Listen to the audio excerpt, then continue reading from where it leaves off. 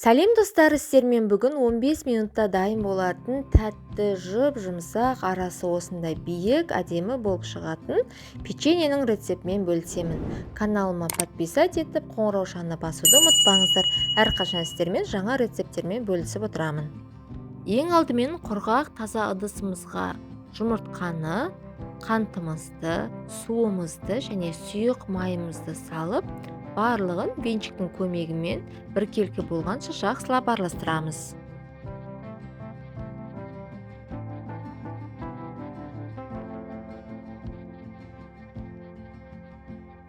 Енді құрғақ сместерімізді араластырамыз. Алдын ала илектен өткізілген ұнымыздың үстіне қопсытқышымызды, какаомызды салып, барлығын жақсылап араластырамыз.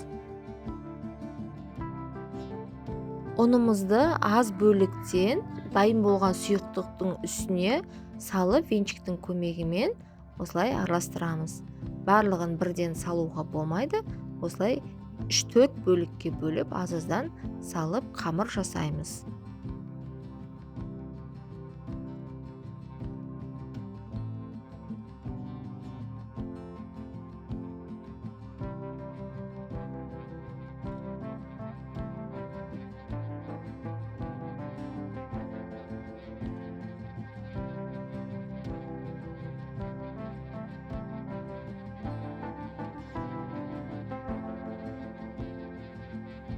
Енді ұнымыздың қалған бөлігін салып, қолымызбен жақсылап біріккенше жұмсақ қамыр илейміз.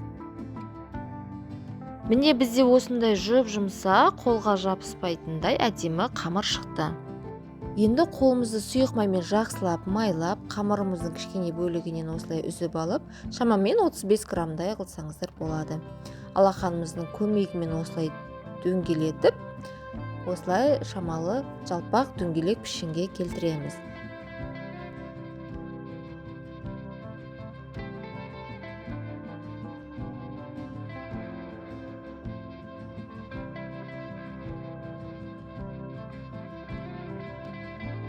Міне біздің печеньелеріміздің қамыры дайын. 180 градуста 10-15 минут аралығында пісіретін боламыз.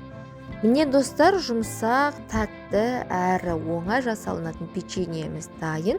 Жасап көріңіздер. Барлықтарыңызға ас болсын. Лайк басып, каналыма тіркеліп, қоңыраушаны басуды ұмытпаңыздар. Әрқашан сіздермен жаңа рецепттермен бөлісіп отырамын. Назарларыңызға рахмет.